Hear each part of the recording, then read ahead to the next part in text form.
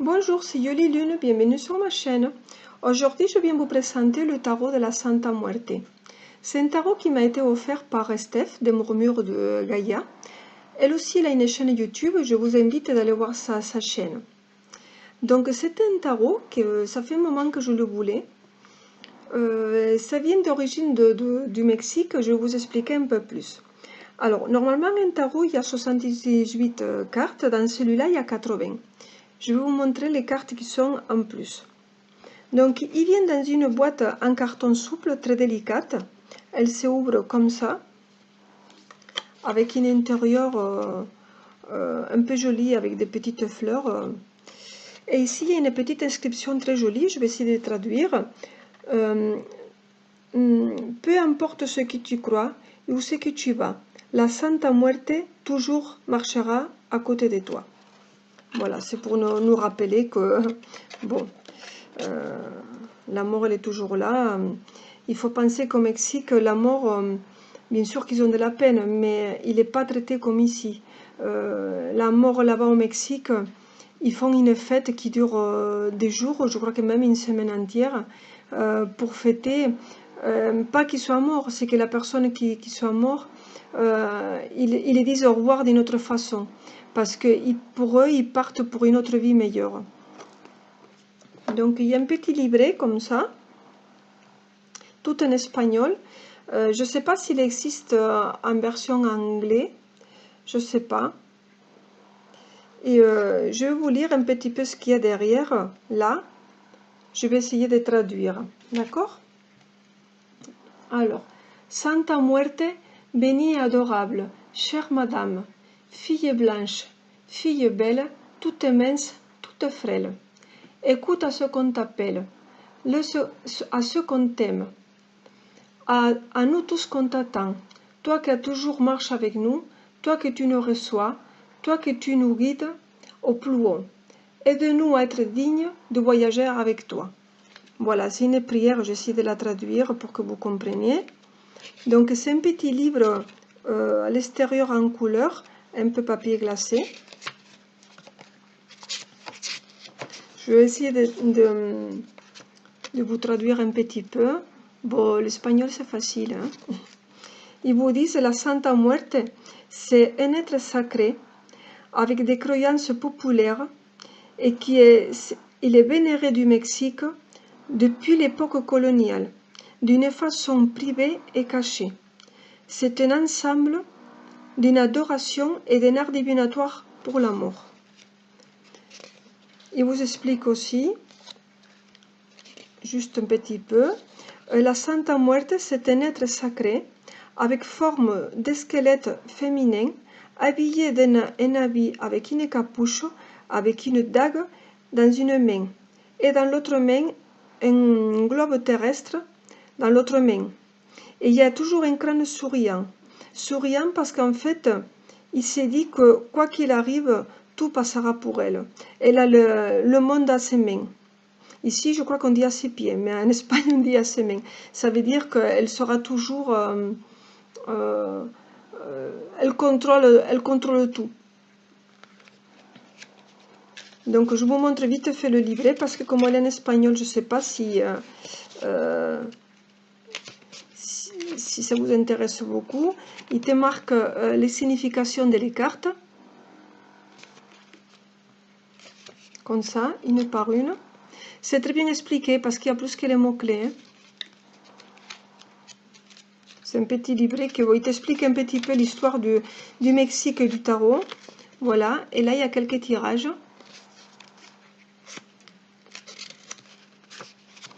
Voilà, il t'explique et il te montre. Voilà, je vous montre le jeu parce que je pense que c'est ça que vous voulez voir. Alors, j'ai pas fait les tranches parce que je trouvais que c'est joli parce que entre les épées, les coupes, il y a une couleur différente. Donc je trouvais dommage de faire la tranche parce qu'on allait le cacher. Voilà, il est assez gros. Il a un dos très joli. Regardez, c'est un peu la même chose qu'il y a à l'intérieur de la boîte. Les cartes sont souples. Bon, elles sont fines. Hein. parce que comme je dis, de plus en plus, ils font les cartes fines. Je pense qu'il faudrait que je le plastifie pour qu'il me dure dans le temps, parce que je pense que les bords sont fragiles et à force de le brasser, ça va se dédoubler. Donc, allez, je commence. Le fou. Alors, je vous montre la carte.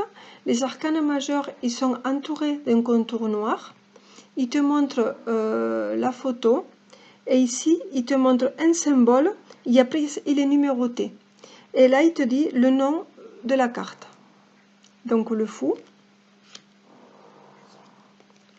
Le magicien. Bon, je ne vais pas tout vous dire parce qu'il y en a beaucoup. Juste, je vous le montre. Il est très très riche en couleurs. Je pense que c'est fait exprès pour enlever ses côtés peut-être sordides. Parce que bon, c'est pas tout le monde qui aime les têtes de mort et cet esprit-là. Je répète qu'au Mexique, c'est pas une tristesse. La Santa Muerte, c'est une grande fête. Vous pourrez peut-être voir des reportages à la télé parce qu'il paraît que c'est magnifique. C'est immense. Bon, moi, j'ai jamais été là-bas pour cette période-là, mais je sais que c'est des fêtes somptueuses.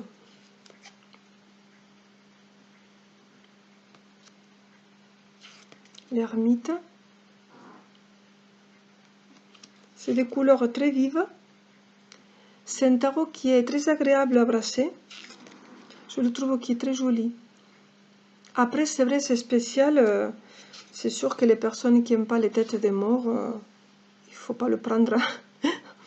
Mais il est très bien expliqué, il est très facile. Vous allez voir. Ça, c'est la carte qui est dans la boîte.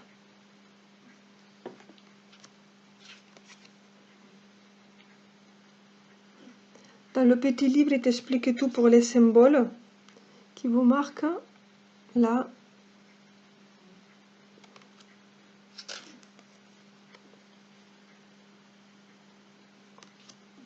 J'essaie d'aller un peu vite parce qu'il y a beaucoup de cartes.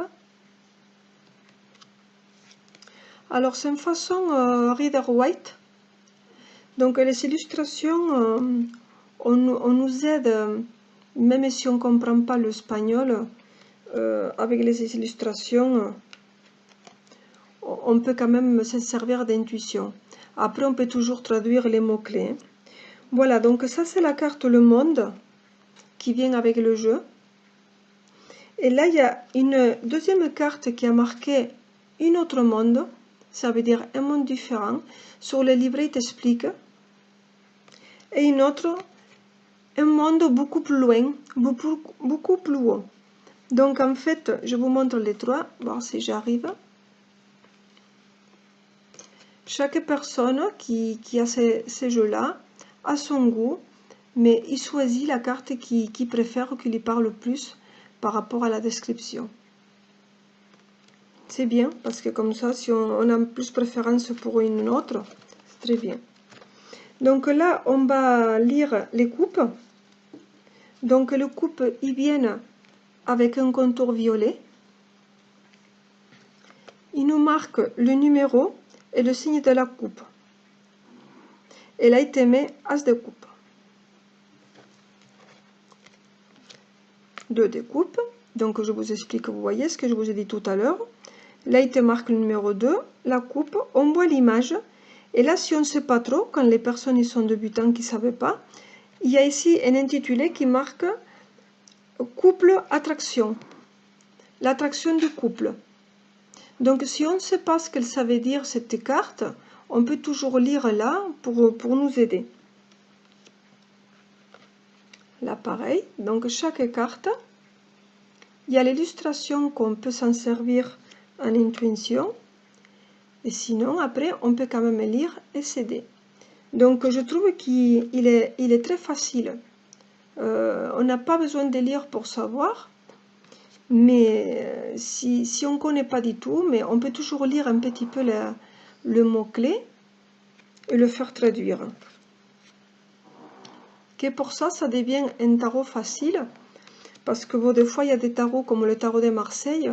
Il n'y a rien écrit. Si on ne sait pas les lames par cœur, mais on ne peut pas faire de lecture. Dans celui-là, qui est très coloré, il est joyeux quand même, je trouve qu'il ne fait pas peur. Bon, c'est sûr qu'il y a des têtes de mort. La personne qui n'aime pas les têtes de mort, c'est sûr qu'il trouvera à dire qu'il n'est pas beau. Mais dans l'ensemble, il n'est pas noir, hein, il est au contraire très très coloré.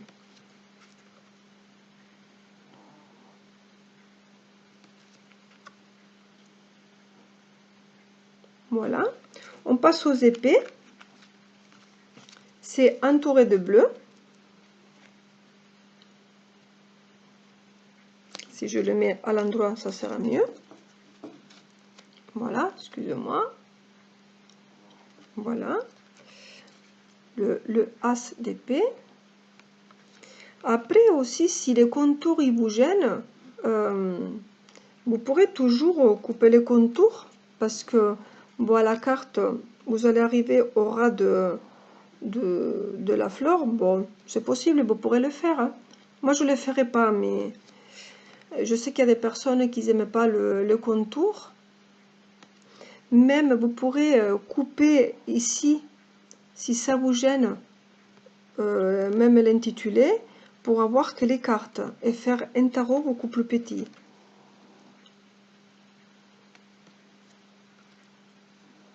Il y a des personnes qui aiment les petites cartes, d'autres qui aiment les grandes. Il y a pour tous les goûts. Après, moi, je ne me suis pas encore aventurée à couper les contours. Hein. Je suis perfectionniste, j'ai tellement peur que ça ne fasse pas nickel que si je le coupe, il faudrait que j'ai un deuxième jeu pour, au cas où que je l'abîme, que je puisse avoir un autre pour pas rater mon jeu, quoi. C'est un jeu, je pense que vous pourrez le trouver sur le net encore. Hein. Voilà, les pentacles en vert.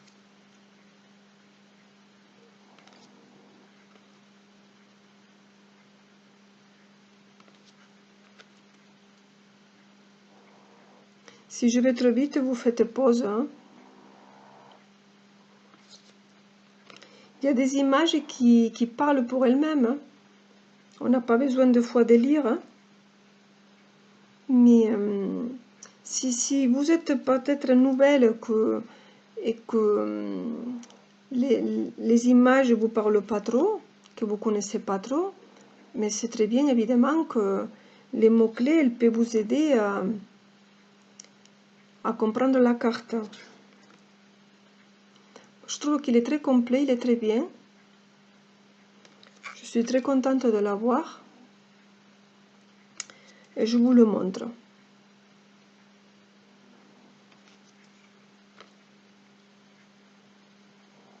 Voilà, on finit avec les pentacles. Et on passe avec les bâtons. En orange. Le as de bâton. Les deux. 3.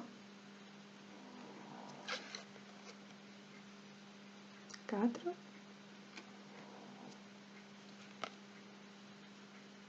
5. Je ne sais pas s'il y a beaucoup de vidéos sur ces tarots-là. Je pense qu'en Espagne, il doit y en avoir plusieurs. Ici, en France, je ne sais pas. Je sais pas si il est très connu ou aimé. Parce que c'est vrai que bon, les têtes de mort, c'est spécial. Et on a toujours très peur de la mort. Et bon, c'est vrai que des fois, on a envie d'avoir un jeu plus joyeux et pas avec des têtes de mort. Mais moi, je trouve qu'il n'est pas noir. Bien au contraire, je me répète, je le trouve qu'il est très coloré. Et c'est un petit peu exprès pour oublier la mort, quoi. Voilà. Je vous ai présenté le tarot de la Santa Muerte qui m'a été offert par Steph, Murmure de Gaïa. Je vous invite à aller voir sa chaîne. aussi. Et je vous remercie. Je vous montre encore la boîte. Ça, c'est le petit livret et la boîte. Vous pourrez le trouver, je pense, encore sur le net. Et vous verrez que vous ne serez pas déçus. Merci beaucoup. Au revoir.